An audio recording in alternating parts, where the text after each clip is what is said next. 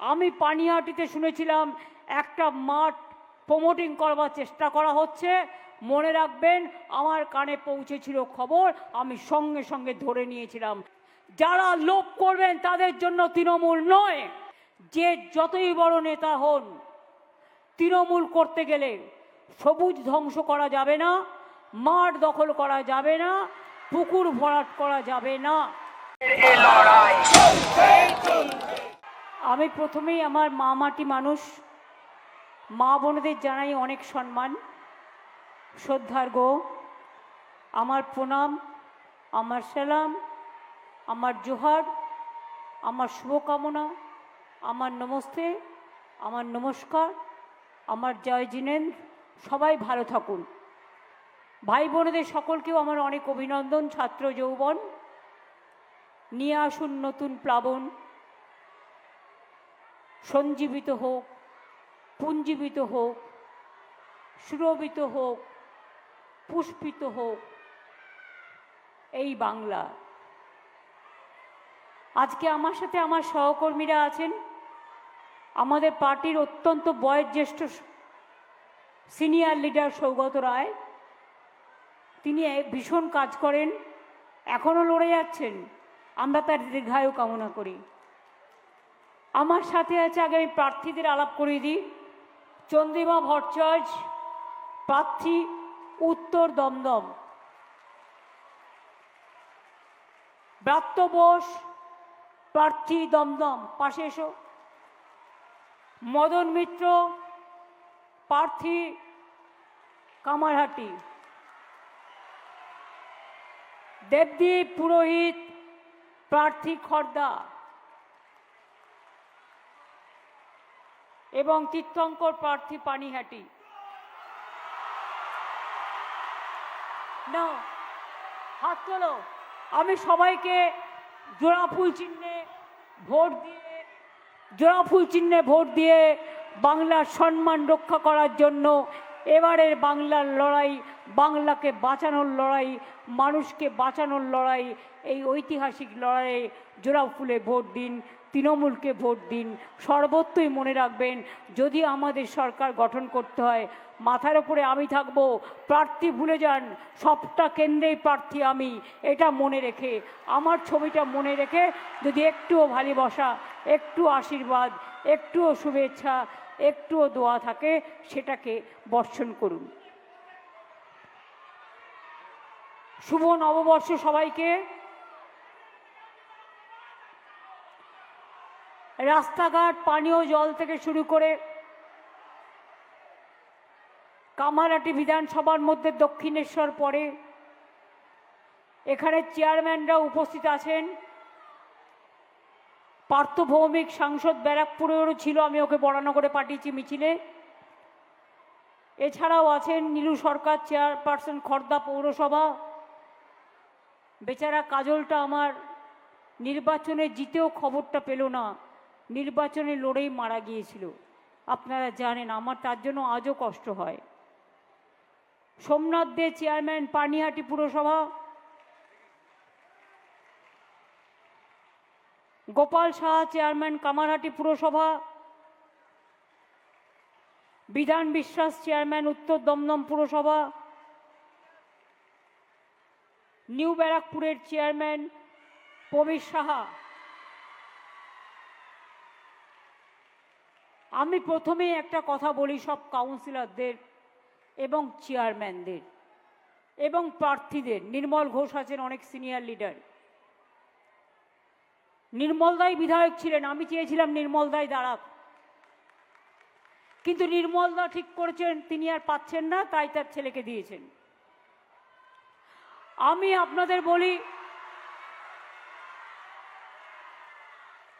একটা কথা পরিষ্কার, একটা মেসেজ আমি প্রথমে দেব।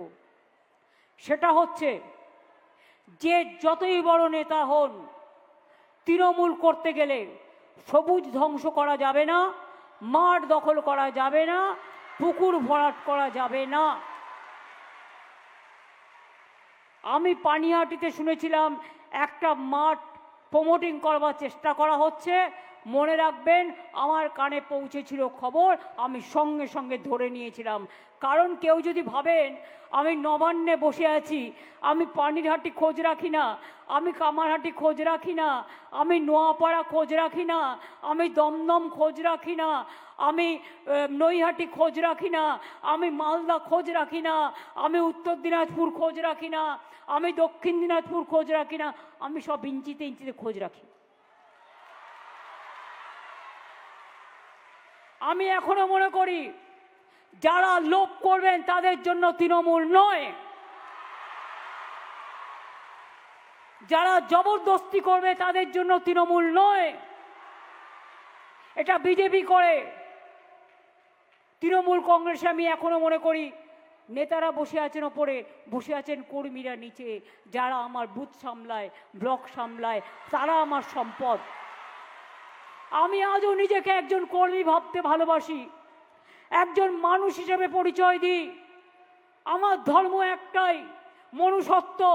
আমার ধর্ম একটাই, মানবিকতা।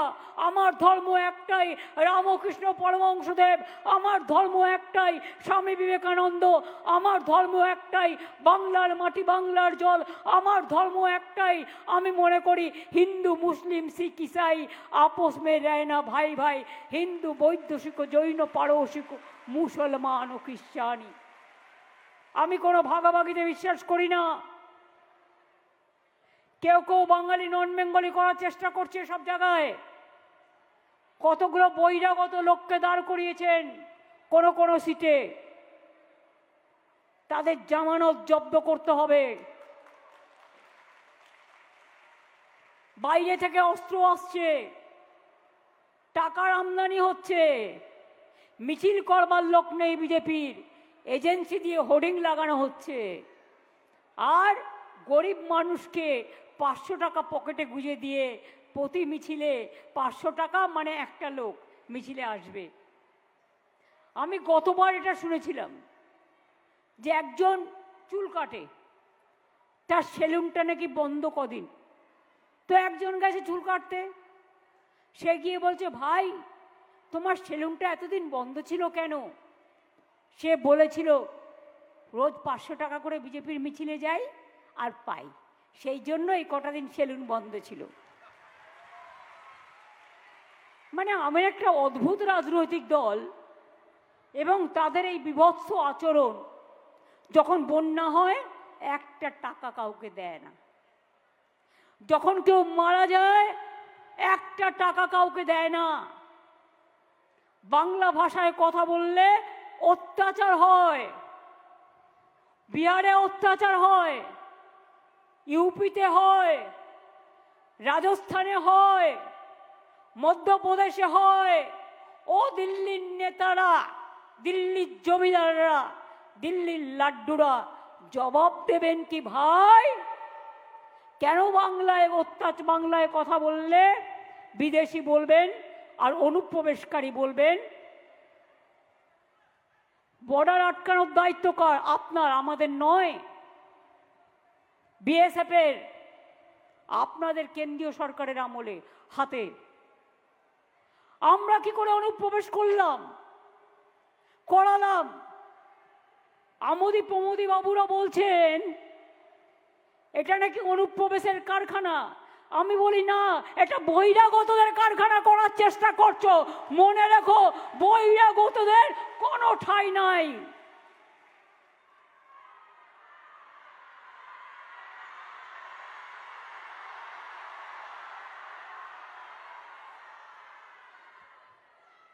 ওহে মোটা ভাই, সাথে আছে ইডি সিবিআই। দিল্লি থেকে এলো গাই, সাথে এলো ইডি সিবিআই।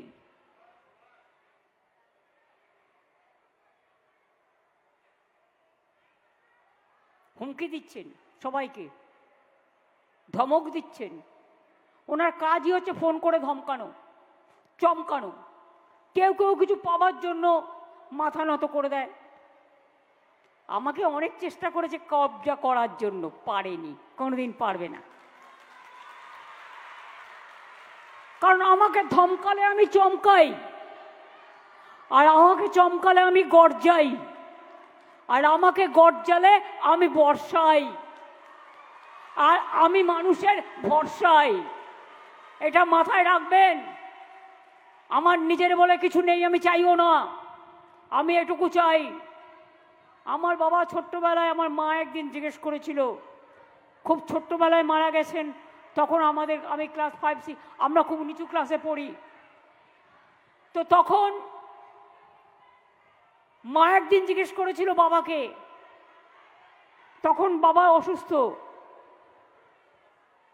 যে তুমি তো যা রেখেছিলে সব তো বিলিয়ে দিচ্ছ, তো আমার ছেলে মেয়েদের কি হবে? বাবা বলেছিলেন ওরা মানুষ তৈরি হোক, আমি আর কিছু চাই না, ওরা নিজেরা নিজেদের দেখে নেবে। আমি এই কথাটাকে বিশ্বাস করি। বাবার একটা কথা আমি এখনো মানতে পারিনি, সেটা হচ্ছে অপ্রিয় সত্য কথা বলবে না, কিন্তু আমি বলে ফেলি। এটা আমি মানতে পারিনি, এটা আমার অপরাধ। কিন্তু বলুন, অপ্রিয় হলেও যেটা সত্য সেটা বলতে ভয়ে কাব্য কেন? সেটা ভয় পাওয়ার তো কোনো কারণ নেই। কেন বলেছিলেন এই কথাটা জানেন? আমার যখন 4 বছর বয়স, আমাদের পাড়ায় একটা মুদির দোকানে গেছিলাম আমি জিনিস কিনতে।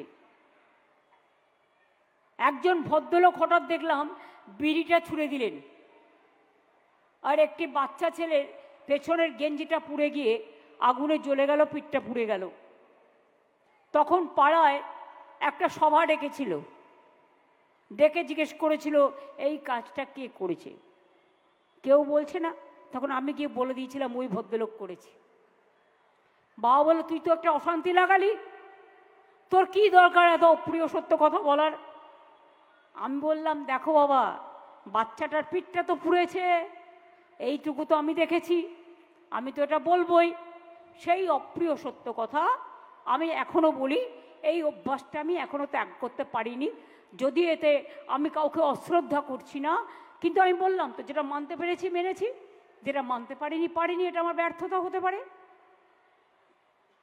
বা এটা সার্থকতাও হতে পারে। আমি কালকে দেখলাম, আমি কৃতজ্ঞতা, ধন্যবাদ এবং শুভ নববর্ষ আগাম জানাই ইলেকশন কমিশনকে। আমি ওনাদের নামটাই উচ্চারণ করি না। আমি শ্রদ্ধা, কৃতজ্ঞতা, ধন্যবাদ জানিয়ে, এই যে ভাইয়েরা ভালো করে তুলুন, গদি মিডিয়া ভালো করে বিজেপির কাছে পৌঁছে দিন, বলুন ওদের কোনো দোষ নেই, সাংবাদিকদের, ওদের মালিকরা, ইডি, আইবি, ইডি, সিবিআই।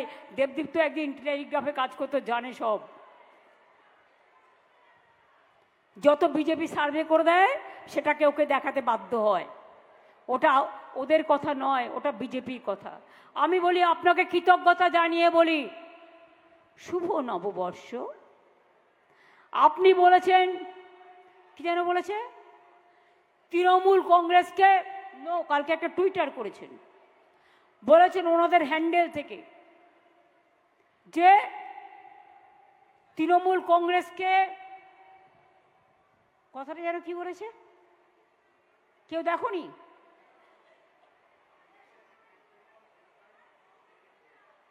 এই হচ্ছে তোমাদের প্রবলেম।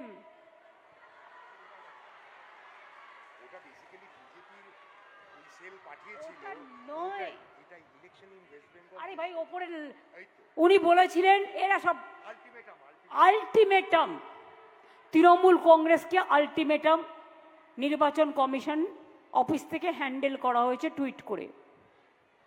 আমি ওনাকে বলি অনেক ধন্যবাদ, অনেক নমস্কার, অনেক কৃতজ্ঞতা, অনেক প্রণাম, অনেক সালাম। আপনি তৃণমূল কংগ্রেসকে আলটিমেটাম দিয়েছেন বলে এটাই প্রমাণ হচ্ছে তৃণমূল কংগ্রেস একমাত্র লড়তে পারে বিজেপির বিরুদ্ধে, আর কেউ পারে না। আপনাকে অনেক অনেক শুভকামনা জানাই। আপনি ভালো থাকুন, আপনারা সকলে ভালো থাকুন, কিন্তু বিজেপি ভালো থাকুন এটা আমি বলবো না।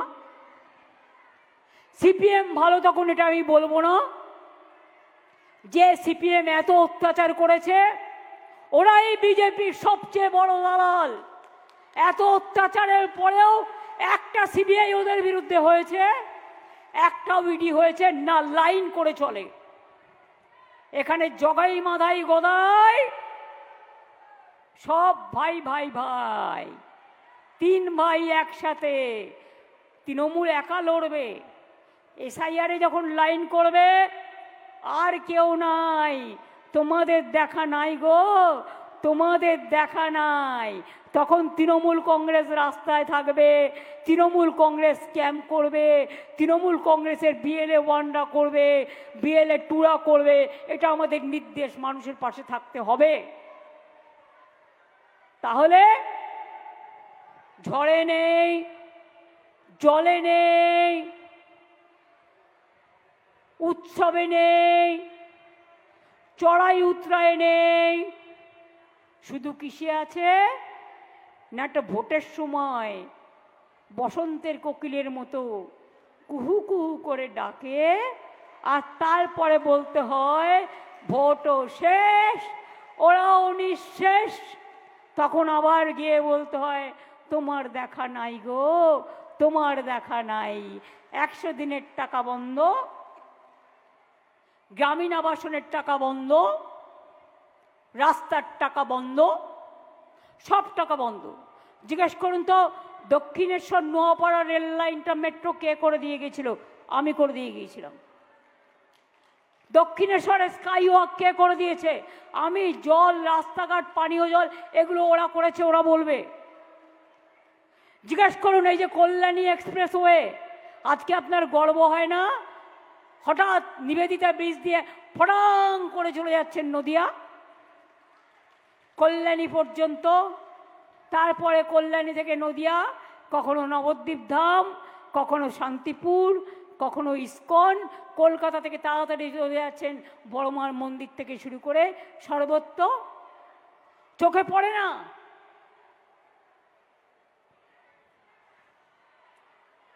আবার নির্বাচন আসছে, বাংলায় ভোট বাবুরা আসছেন, এত নাম কেটেও লজ্জা নেই। বলছে সবাই নাকি অনুপ্রবেশকারী, নাম কেটেছে। 90 লক্ষ লোক অনুপ্রবেশকারী, আর আপনাদের পার্লামেন্টে লিপ্রায় আছে সারা ভারতবর্ষে কত অনুপ্রবেশকারী। আপনারা উত্তর দিয়েছিলেন, লিখিত উত্তর, 2025-এ সারা ভারতবর্ষে মাত্র 2000 সামথিং। কালকে অনুপ্রবেশকারী বলছেন।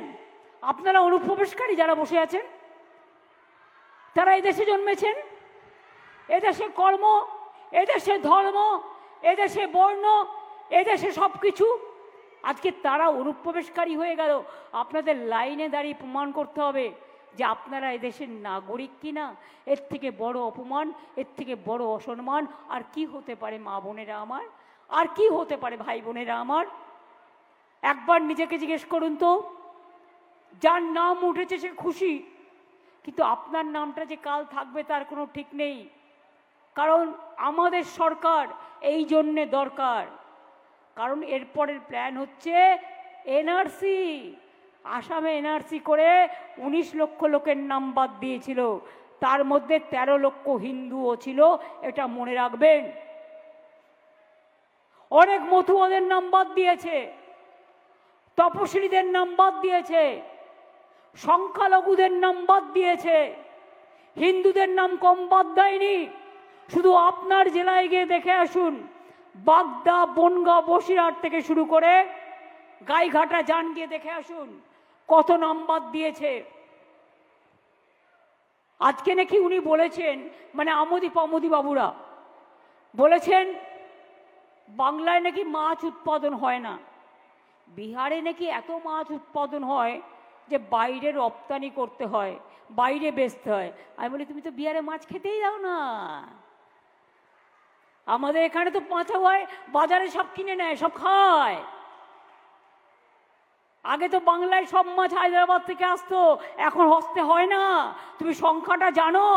পার্টি যা বলে দিচ্ছে কানে কানে তাই বলছো। রাজস্থানে মাছ, মাংস, ডিম খাওয়া বন্ধ, বিহারে বন্ধ, উত্তরপ্রদেশে বন্ধ, দোকানও বন্ধ। আর এখানে বলছো বিহারে এত মাছ উৎপাদন হয় যে বাইরে পাঠাতে হয়। তুমি তো মাংস এখান থেকে বাইরে পাঠাও, তুমি গোমাংস ওমানে পাঠাও এখান থেকে। তুমি সৌদি আরবিয়ার গলায় যখন কোলাকুলি করো, একবারও কি ভাবো ও হিন্দু না মুসলমান? দেশের বাইরে এক নীতি আর দেশের ভেতরে আর এক নীতি। ছদ্মবেশী মুখোশ, বহুরূপী ভাই বোনরা যেমন নানা রূপে সাজতে পারে, এটা ওদের পেশা। আর বিজেপির হচ্ছে মিথ্যে কথা বলার নেশা। জুবলা গভর্নমেন্ট সব রাজ্যে মাছ বন্ধ করে দিয়েছে, মাংস বন্ধ করে দিয়েছে, ডিম বন্ধ করে দিয়েছে। আমাদের পুকুরে মৎস্য উৎপাদন হয়, বাজারে প্রতি বাজারে যা মাছ আসে সবাই কিনে নিয়ে খায়। কেউ মাছ খায়, কেউ মাংস খায়, কেউ ছাতু খায়, কেউ ধোকলা খায়, কেউ লিট্টি খায়, এটা তাদের ব্যাপার। কে কি পড়বে, কে কি খাবে, কে কি গাইবে। আর ভোটের সময় এসে তোমরা কি করো? ধরুন এটা একটা কাগজ, আমি এরকম করে দেখলে আপনি বুঝতে পারবেন এটা কাগজ, কিন্তু ওনারা ব্যবহার করে টেলিপ্রম্পটার। চশমার গ্লাসের থেকেও পাতলা, হালকা। আপনি সামনে এসে দাঁড়ালে তবে বুঝতে পারবেন, তা না হলে বুঝতে পারবেন না। ওখানে লিখে নিয়ে আসে নিজের ভাষায়। আমি ভাবতাম আগে, আমাকে ডেরেক বলেছিল, ডেরেক অব্রাইন, ওর মা ওকে বলেছে আরে মোদিজি এত ভালো ইংরেজি বলে। তো ডেরেক বলেছিল তুমি জানো না আসল চালা কি? ওই টেলিপ্রম্পটারে লেখা থাকে, ওটা পড়ে বলে।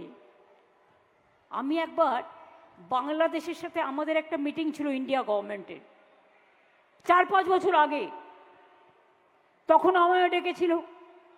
তো মিটিংটায় মাত্র 10-12 জন ছিল। তো আমি দেখলাম সেখানে উনি প্রেস করছেন, ওনারা দুজন দাঁড়িয়ে। আর প্রেস করছেন যখন আমি দেখলাম, কাছে বসেছিলাম, স্পষ্ট টেলিপ্রম্পটার দেখে বলছেন, এখানেও সেরকম এসে বলেন, দুটো বাংলায় লিখে নিয়ে। ধরুন আমি মেঘালয়ে গেলাম, আমি নিজের বাংলা ভাষায় মেঘালয়ের ভাষাটা লিখে নিলাম।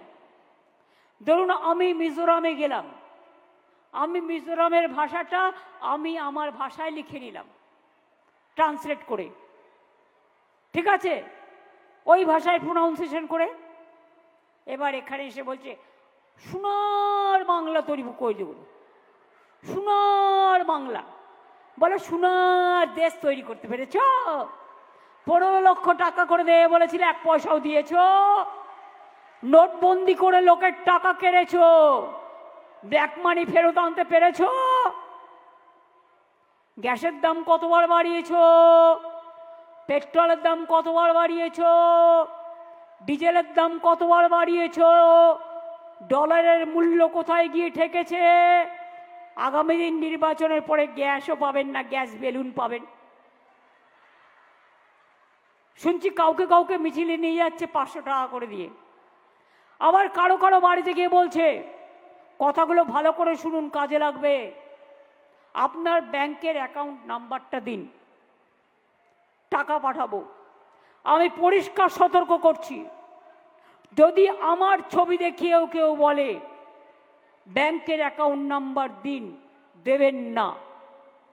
যদি কেউ বলে নতুন ব্যাংকের অ্যাকাউন্ট করে দেবো, ওখানে আপনাকে টাকা পাঠাবো, বলবেন দরকার নেই। তার কারণ আপনার ব্যাংকে যেটুকু ছিল সেটুকু তো তুলে নেবেই, প্লাস যে টাকাটুকু ঢোকাবে সেটা হচ্ছে কালো টাকা। ইলেকশন মিটে গেলেই ওই টাকাটা নিয়ে আপনার বিরুদ্ধে ইডি নয় সিবিআই নয় ইনকাম ট্যাক্স লাগাবে। কালো টাকাটা এলো কোথার থেকে? আগে থেকে সাবধান এবং সতর্ক করে দিয়ে গেলাম। এই কথাগুলো আমার কানে এসেছে। মানুষ যখন ভোট দিতে যাবেন, শুনুন, সিপিএমের আমলে আমি একবার খড়দায় এসেছিলাম, অসীম দাশগুপ্ত ছিলেন ওখানকার এমএলএ। একটা বাই ইলেকশন হয়েছিল, আমি নিজে চোখে দেখেছিলাম। সিপিএমের লোকেরা ভোটারদের আটকে রেখে দিয়েছে, ভোট দিতে দেয়নি। আমি সারা রাত খড়দায় ছিলাম। বিজেপিরও প্ল্যান হচ্ছে এবারে যাতে মানুষ ভোট বাক্সে পৌঁছতে না পারে, যাতে বিজেপিকে এত ভোট কাটার পরেও আরো কি করা যায়, উকুন বাজছে আর কুৎসা করছে আর প্ল্যান করছে। প্ল্যানটাকে ভেস্তে দেবেন কি করে? এক তো প্রথম কথা হচ্ছে নিজের ভোট নিজে দেবেন। দুই হচ্ছে যারা আমাদের ক্যান্ডিডেট আছেন তাদের বলে দিই, প্রত্যেকটা বুথে বুথে মেসেজ দেওয়া দরকার, কোনো ইভিএম মেশিন যদি খারাপ হয়ে থাকে সেই ইভিএম মেশিনে আর ভোট করা যাবে না। মানুষ অনেক লাইন দিয়েছেন জীবনে, একদিন একটা ভোটের জন্য অপেক্ষা করবেন, তা নাহলে এনআরসি করে আবার নামটা কেটে দেবে। দুই, ভিভিপ্যাট ছাড়া কোনো কাউন্টিং, কোনো মেশিন, ইভিএম মেশিন কাজ করবে না। তিন, নতুন মেশিন আসলেও টোটালটা এজেন্টকে দেখে নিতে হবে এবং 5টা পার্টিকেই টিপে দেখতে হবে তার ভোট তার জায়গায় পড়ছে কি না, নাকি সব ভোট গিয়ে একটা পার্টির জায়গায় পড়ছে। এদের আমি এক ফোঁটা বিশ্বাস করি না, এরা করতে পারে না, এমন কাজ জগতে নেই। যারা দাঙ্গা করে ক্ষমতায় আসে তারা যে কোনো বজ্জাতি করতে পারে। কোথাও কোথাও मैंने सुन रहा है कि ये बंगाली नॉन बंगाली करते हैं, लेकिन आप लोग जब बंगाल में रहते हैं, बंगाल में काम करते हैं, बंगाल में खाना खाते हैं, बंगाल में रोजी रोजगार है, आप लोग शांति से अच्छे रहिए। हम बीजेपी नहीं है कि हमारे लोगों को उड़ीसा में अत्याचार करते हैं और राजस्थान में करते हैं और मध्य प्रदेश में करते हैं। हमारा बांग्ला भाषा में बात करने के लिए वो लोग अत्याचार करते हैं, लेकिन हम लोग नहीं करते हैं। लेकिन बीजेपी का बात सुन के अगर आप लोग ये बात मानेंगे, अगर बांग्ला में शांति से रहना है तो शांति से काम लीजिए। মনে রাখবেন, বাংলাকে যদি বাঁচাতে হয়, আপনার অধিকার বাঁচাতে হয়, আপনার নবপ্রজন্মকে বাঁচাতে হয়, আপনার সন্তান সন্ততিকে বাঁচাতে হয়, আপনার খাদ্যকে বাঁচাতে হয়, আপনার শিক্ষাকে বাঁচাতে হয়, আপনার ইতিহাসকে বাঁচাতে হয়, আপনার সংস্কৃতিকে বাঁচাতে হয়, আপনার সম্প্রীতিকে বাঁচাতে হয়, তাহলে মনে রাখবেন আপনাদের দরকার তৃণমূল কংগ্রেস সরকার। যে যতই নাটক করুক, যতই ছলনা করুক, একটা কথা বলবেন, ভোটে যখন কেউ ক্যান্ডিডেট হয় তখন প্রত্যেক ক্যান্ডিডেটেরই নিশ্চয়ই অধিকার আছে তার কথা বলার, কিন্তু ভোটটা হচ্ছে রাজনীতির একটা অঙ্গ। কাজেই একটা রাজনীতির লোক আর একটা রাজনীতির বিরুদ্ধে বলতেই পারে, কিন্তু আমি কাউকে কটূক্তি করব না। আপনারাও দরকার হলে একটা সৌজন্যের সীমারেখা রাখবেন। বিজেপি রাজ্যে মাছ খাওয়া বন্ধ, মাংস খাওয়া বন্ধ, ডিম খাওয়া বন্ধ। আমি তাই বলি, ভোটের বাক্সেও তাই তোমাদের ভোট বন্ধ।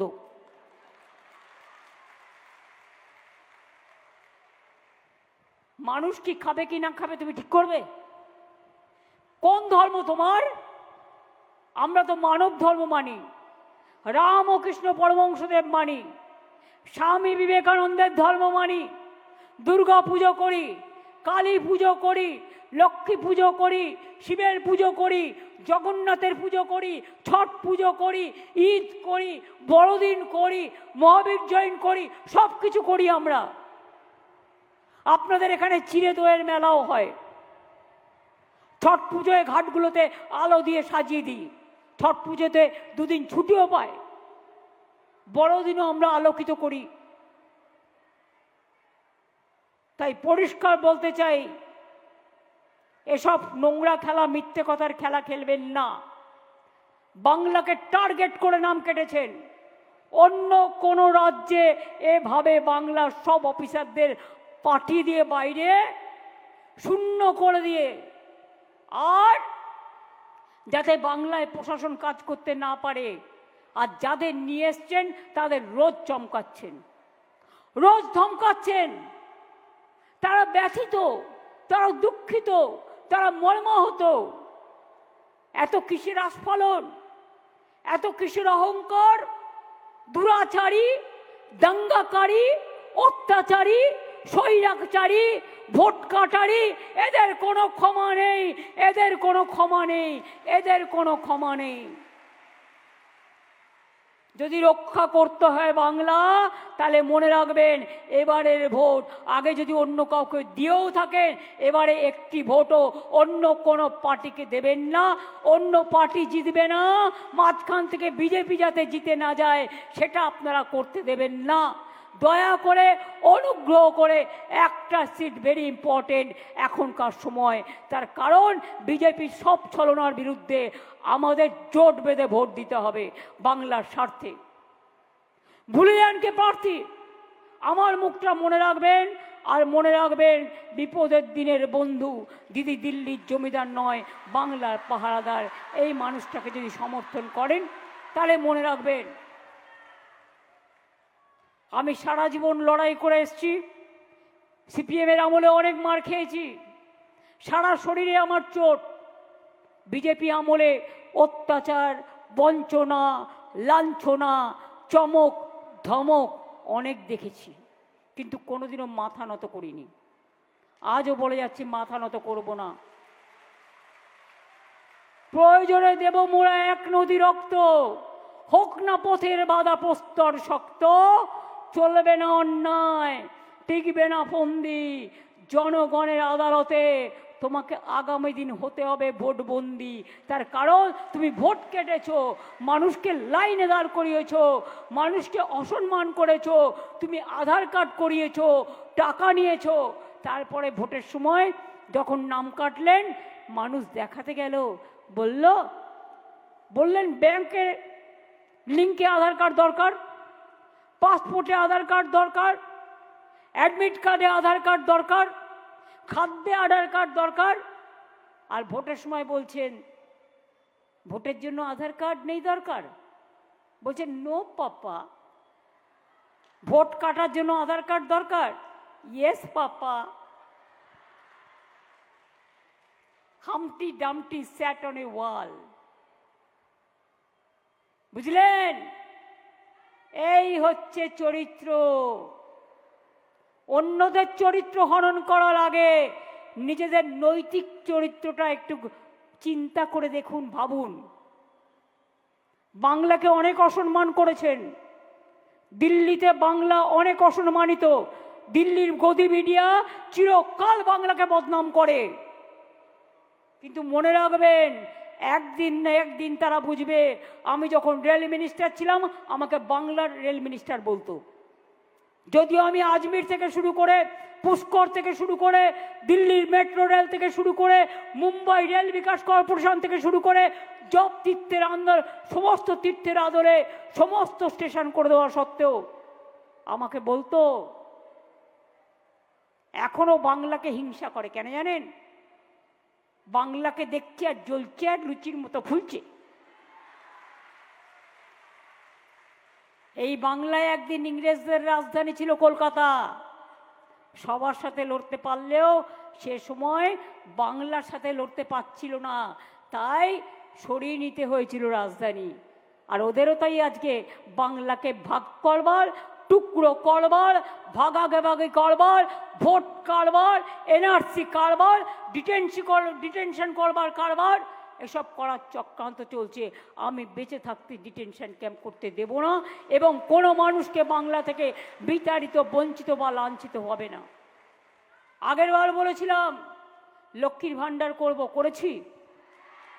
500 টাকা দিয়ে শুরু করেছিলাম আর 700 টাকা দিয়ে, এখন ওটা 1500 এবং 1700 হয়ে গেছে। এত আর্থিক সংকট থাকা সত্ত্বেও লক্ষ্মীর ভাণ্ডার চিরজীবন পাবেন। এবারে বলে যাচ্ছি,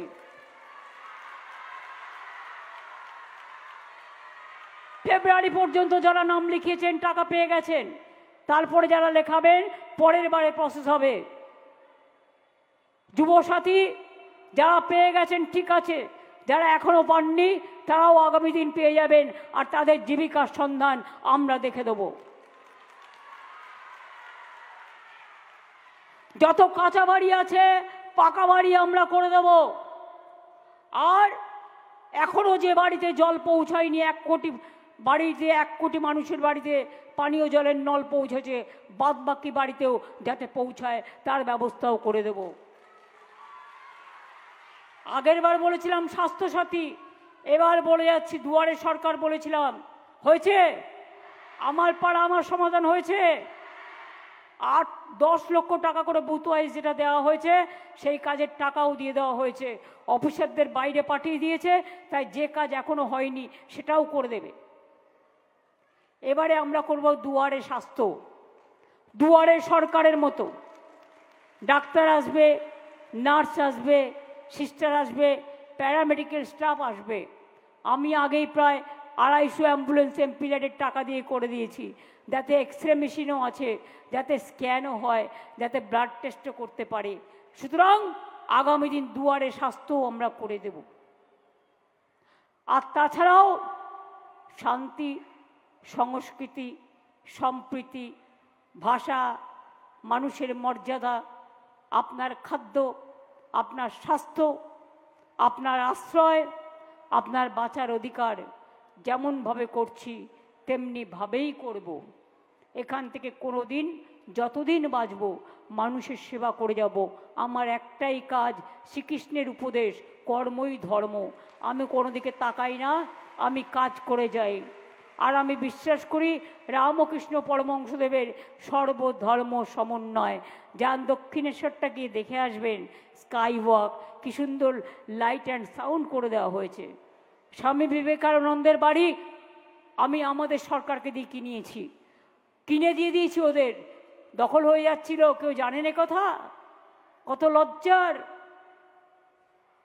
নিবেদিতার বাড়ি, সিস্টার নিবেদিতা, দার্জিলিংয়ে একটা বাড়ি ছিল, বাগবাজারে একটা ছিল, দুটো বাড়ি আমরা দিয়ে দিয়েছি স্বামী ওই বেলুড় মঠের কাছে। তারাপীঠ করে দিয়েছি উন্নয়ন, জগন্নাথ ধাম করে দিয়েছি। আপনাদের সামনেই তৈরি হচ্ছে দুর্গা অঙ্গন, কাজ শুরু হয়ে গেছে। শিলিগুড়িতে মহাকাল হচ্ছে, জৈনদের মন্দির তৈরি হচ্ছে, রাজারহাটে জমি দিয়েছি। এইভাবেই সংখ্যালঘু একটা কালচারাল সেন্টার হচ্ছে রাজারহাটে, তার জমিও দেওয়া হয়েছে। সবাইকে নিয়ে চলাটাই আমার ধর্ম। ধর্মের নাম কর্ম। ধর্ম মানে মানবিকতা, ধর্ম মানে মনুষ্যত্ব, ধর্ম মানে ভালোবাসা। এটাই সবাই বলে গেছেন। সেটাকে আমরা গান্ধীজি নেতাজি মানব, রবীন্দ্র নজরুল মানব, ক্ষুদিরাম প্রফুল্ল চাকি মানব, ঈশ্বরচন্দ্র বিদ্যাসাগর, রাজারাম মোহন রায় মানব, বঙ্কিমচন্দ্র চিত্তরঞ্জন দাস না মানব? নাকি বিজেপির নিজের তৈরি করা একটা বিধর্ম, যার সাথে বাংলার ধর্ম সংস্কৃতির কোনো মিল নেই, চাপিয়ে দেয়া ধর্ম মানব? কোনটা?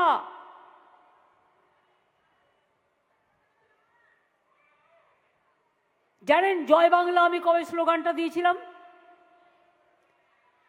যখন আপনাদের এখানকার একটা গুন্ডা জিতেছিল ব্যারাকপুর লোকসভা সিট থেকে 2021-এ, তারপর সারা এলাকা তছনছ করেছিল দাঙ্গা করে করে, বাঙালিদের বাড়ি জ্বালিয়ে দিয়েছিল, হিন্দু মুসলমান করে দিয়েছিল, প্রায় 1 মাস এলাকায় অশান্তি ছিল। তখন আমি খবর পেয়ে ছুটে এসেছিলাম, দেখলাম রাতারাতি সব অফিস দখল করে নিয়েছে, সব বাড়িতে তালা দিয়ে দিয়েছে, নৈহাটির লোকেরা কাঁদছে, বড়মার পবিত্র জায়গা, কাঁদছে ব্যারাকপুর, কাঁদছে বীজপুর, কাঁদছে জগদ্দল, কাঁদছে কাঁচরাপাড়া। আর আমি যাচ্ছি রাস্তা দিয়ে, আর আমাকে অশ্রাব্য কুশ্রাব্য ভাষায় গালাগালি দেয়া হচ্ছে। আমি কিচ্ছু বলিনি, শুধু একটাই বলেছিলাম, আমার মুখ দিয়ে বেরিয়ে এসেছিল জয় বাংলা। এবং এটাই আজকে আমাদের স্লোগান। যতই করো হামলা, যতই করো হামলা, যতই করো হামলা,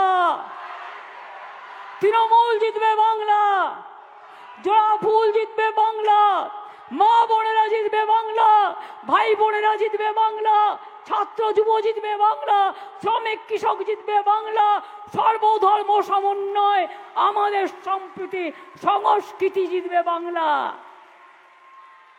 বাংলাকে কিছু দাও না, বদলাবে, পরিবর্তন করবে। আগে তোমাদের পরিবর্তন করো,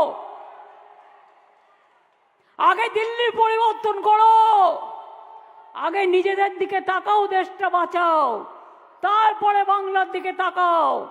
বাংলাকে করলে হ্যাংলা, জেনে রাখো বাংলা দেবে বদলা।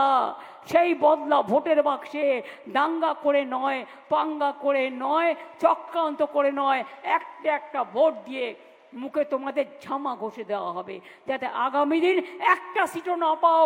শূন্য হয়ে যাও, শূন্য হয়ে যাও, শূন্য হয়ে যাও। বাংলার মাটি পূর্ণ হয়ে যাক, পূর্ণ হয়ে যাক, পূর্ণ হয়ে যাক।